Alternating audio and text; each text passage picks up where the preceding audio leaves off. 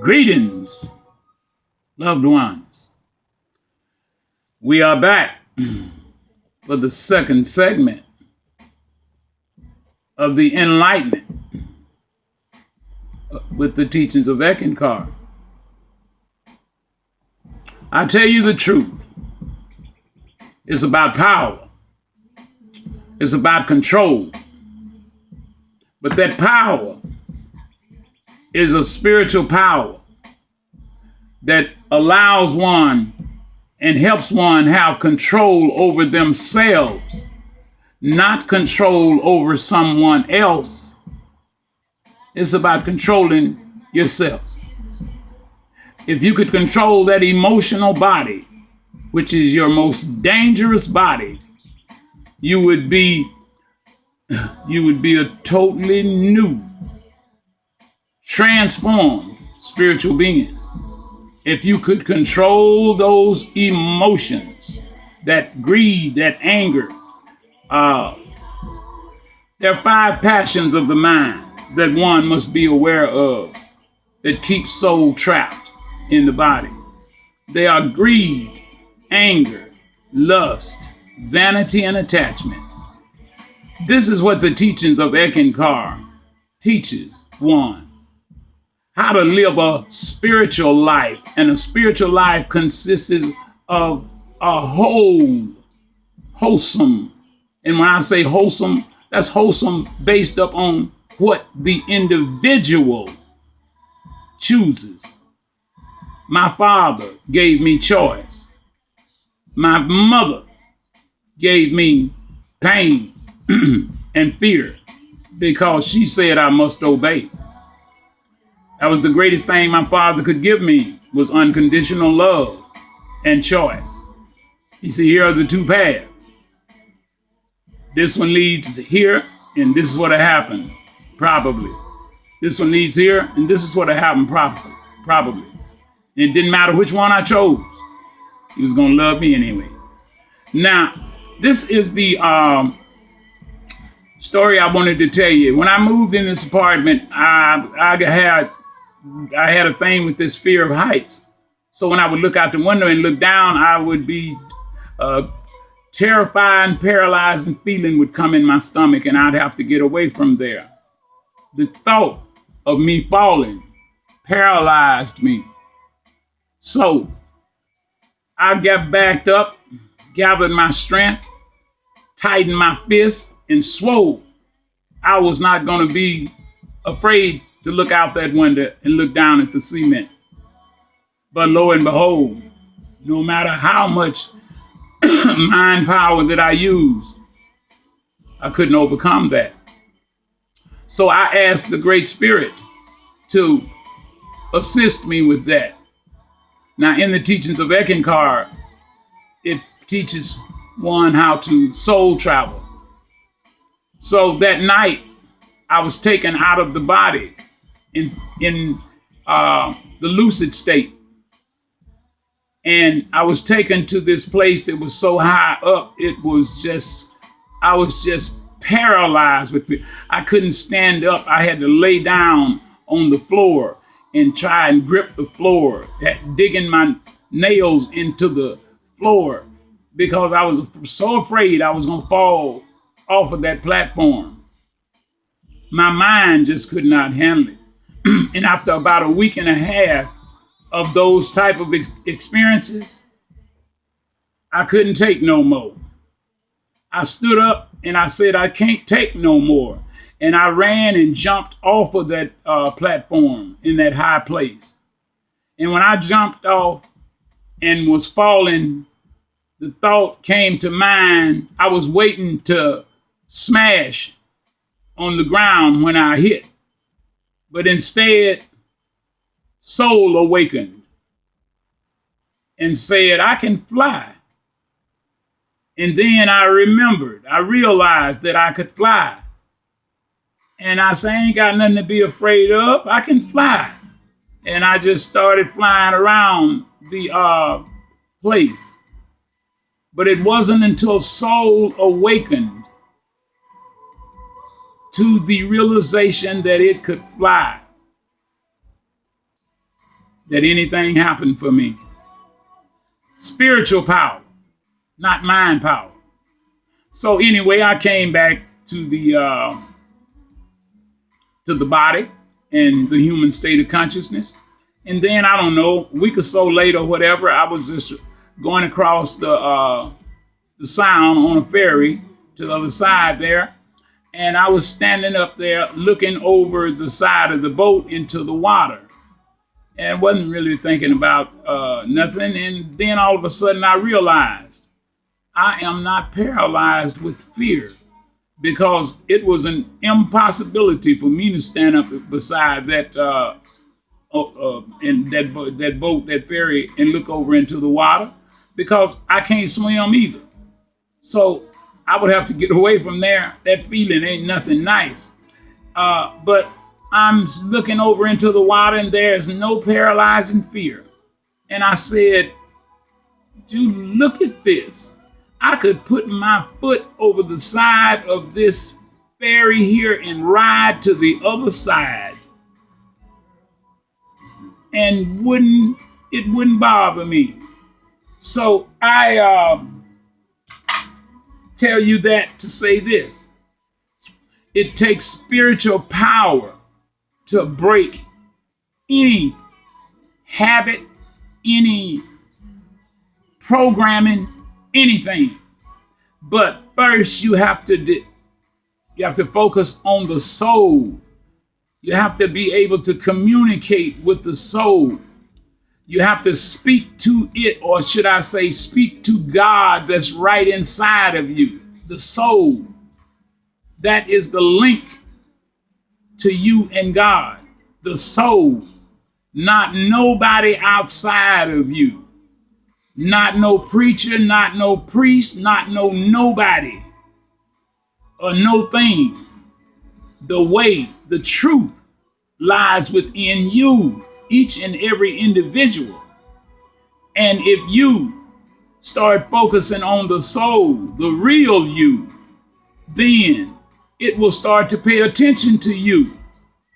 Because before, you wasn't thinking about it. You was thinking about something else. You never even gave the soul any thought.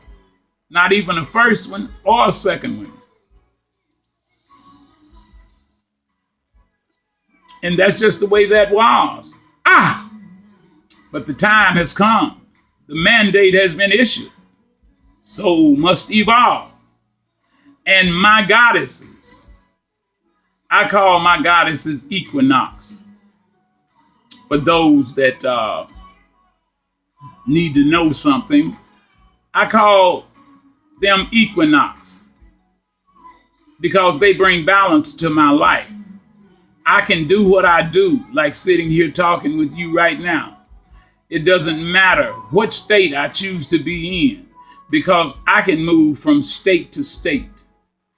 There's another person in this world that claims to possess the Mahanta consciousness. Now, as a leader of Ekankar, there's only one Mahanta, the living egg master, at a time. Only one. But that doesn't mean only one person can possess the Mahanta consciousness. It's a state of consciousness that is not privy to any one person. No, anyone can strive for the Mahanta consciousness. I didn't know what that looked like, or I felt like I didn't know what to even consider associating that with. But as I went through my training, I had, as a matter of fact, I didn't want to try to get no Mahanta consciousness, because I was looking at it like I'd have to do what all of those before me done, in the way the religious leader of the religion of the light and sound was doing. I didn't want to do nothing like that, so I didn't even seek that. But lo and behold, I stayed with the path and continued following the teachings of Ekankar. And it bestowed that divine shining consciousness up on me. But I tell you the truth, I had to go through it to get to it. I mean, I really had to go through it. If I had to make those choices that I made and do the things that I did again, I'd have to say I don't know if I would. No, there's no need of me saying that because I said it then that I didn't want to do it, but it wasn't having it. I agreed to do it because the other option was not acceptable to me. So once it embraces you, it won't let go. It'll bring the best out of you. It'll make you be the best, whatever you are, you can be. It'll make you the best. They talk about drugs and alcohol. Everything that's here on this earth is here for the development of the soul. Everything. Had it not been for drugs, I would have never found the Mahanta consciousness, nor would I have found the religion of the light and sound that made it possible for me to continue on past it to the Mahanta consciousness. Because the Mahanta consciousness was not on the table in the religion of the light and sound. I remember Harold saying a long time ago that he had slowed the vibration of his students down because the vibrations were moving too fast. You know, I remember him saying that now, and that's what he did to them. He stopped their progress by toning them down. I used to go there and I would stand out front and usher the people in the hallway as they came in. And I would raise the vibration so high, they would tell me that I have to slow it down, that I got to stop making the people excited like that. You know, and I'm like, why not? They come all the way here for this. Why shouldn't they, you know, enjoy themselves? But see, I was raising their vibrations as I was just being myself and being around them. So they naturally fired me from that position. And then they told me, see, they thought they could bribe me. They told me they would put me inside there, up there by Harold, like I would be honored to be up there by him and would overlook the truth, which was my interest is in my development, not Harold's needs, wants, or desires. That ain't what I'm at. I'm at my own development. So I had to tell them no, that I wasn't interested in that. I told them I liked it being out front there with the people. And, you know, they gave me the joy and the energy that I needed. And I gave them the energy that they needed. But there was no such thing for me in that. So anyway, to the red and the blue, the black and the white, to the night and the day, it takes two to make a thing go right in these dualistic worlds. But it takes two that are opposite. Two men won't work. That's not the law. That's not the law. You ain't got to like it, but you got to love it. Two women, that won't work. It's not the law. My father's law is there must be an equal opposite in order for anything to work, in order for your spiritual development to unfold in the manner that it should, and to make one eligible not to have to be born again over and over and over and over. No, you ain't gonna go to hell and burn forever. You come back, not necessarily to this world, but to another. There are many others like this here in the universe. I mean, the extraterrestrials are here now, and they're going to help educate you. That is a part of what this is about. You see, they have allowed President Obama and the Chancellor Minister of Canada, whoever he is, to let the people know that the extraterrestrials exist, and the Roswell crash in '49 really did happen, and all the lies and everything, the debunking that the CIA did was a lie. I ain't gonna say that. But anyway, that is my 15 minutes. So we love you unconditionally. The soul, that is. The human being, there's conditions for you.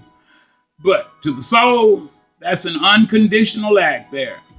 I embrace you with the greatest love in the heart of myself, from the heart of myself, that is the Father of us all.